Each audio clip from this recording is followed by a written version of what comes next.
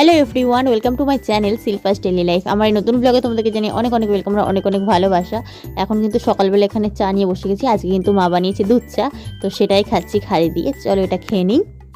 দেখো সকালবেলা ভাই স্কুলে টিফিন নিয়ে যাবে বলে মা একটু পাস্তা বানিয়েছিল, সেখান থেকে আমিও একটু খেয়ে নিলাম। আর এদিকে খাচ্ছে চিপস, আমাকে একটু দেবে বললো।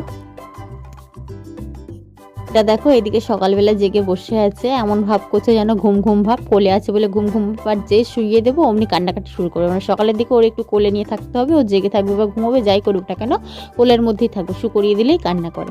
আর কি আর করবো, আমি সকালবেলা এখানে তো আমার বাবার বাড়িতে কিছু কাজ থাকে না, তাই জন্য আমি কোলে নিয়েই বসে থাকি। তো চলো এখন তো ওইখানে নিয়ে বসেই আছি। আর ভাই বোন দুজনেই গেছে টিউশন পড়তে, এই সময়টা আমি চুপ করে বসেই থাকি, একা একা, কোনো কাজ থাকে না।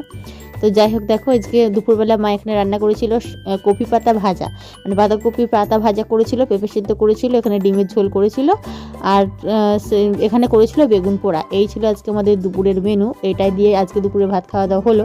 আর দেখো সন্ধ্যাবেলা এখানে চা নিয়ে বসে গেছি। সন্ধ্যাবেলা কিন্তু মা লিকার চা বানিয়েছে, যেহেতু আমি লিকার চাটা খেতে চাই। এই লিকার চাটা খাচ্ছি, সাথে এখানে বিস্কুট নিয়ে বসে গেছি। আর এই বিস্কুটের মধ্যে জানো তো কালো জিরে দেওয়া থাকে, আর রাইস এগুলো খুঁটে খুঁটে বেছে বেছে ফেলতে থাকে, কারণ কালো জিরোটা খেতেও তেতো তেতো লাগে, সেই কারণে। তারপরে আজকে মা একটু পিঠে বানাচ্ছিল। কালকে না আমার শাশুড়ি মা একটু দুধ পাঠিয়েছিল, সেই দুধ দিয়ে মা একটু দুধ পুলি বানাবে আর পুর পিঠে বানাবে। তো মা এখানে বানাচ্ছিল দেখে ও একটু বললো, ছোট্ট মা তোমার আমি হেল্প করে দিই বলে, দেখো খিলি করছিল। আর ও কিন্তু বেশ ভালো খিলি করতে পারছিল, তাই করছিল।